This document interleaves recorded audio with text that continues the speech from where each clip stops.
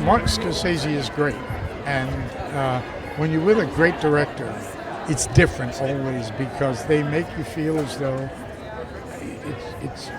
it's like it's like being a tightrope walker, and you get up there, you have a net with Marty Scorsese, so you take chances, which I liked, and he just opens the door and lets you in, and it's great.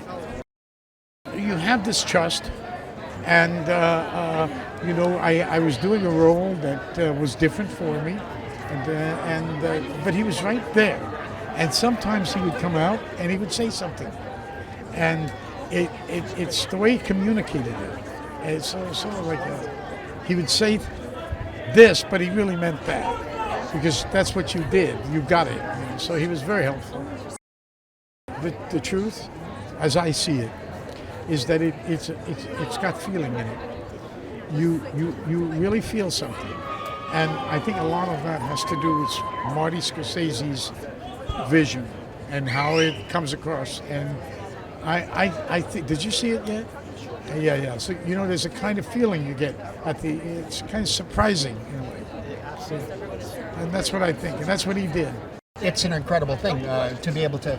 It took such a long time to pull it together for many different reasons, schedules, and then ultimately, a lot of the film takes place maybe a third, half the picture when they're younger, and then it got to a point where we took so long with our schedules, doing other films and other commitments, that by the time we got to do it, they couldn't play younger, so we had to get into this digital de-aging, which was experimental. In a way, we never stopped, I think, because we always tried to get together and make. He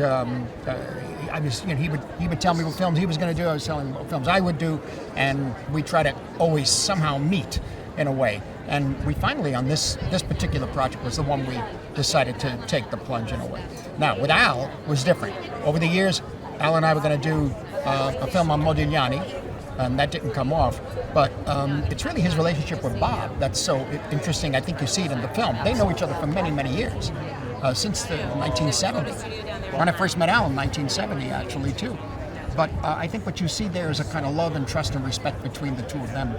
Well, I'm happy that we finally got to do it, and it was a long time. But you hear about these movies they advertise when they come out 15 years in the making, and a lot of that is getting the script right, getting the actors, getting everybody available, ready to do it, working it all out. It's a long process, so that's kind of what we went through. Let me ask you, what was it about The Irishman that made you so passionate about it to stay with it for all these years? Well, the story I liked, the character, the whole thing. It just felt it was perfect for me and Joe and Al and Marty directing us. It was just a perfect situation. Well, let me ask you this. So you are working among giants here.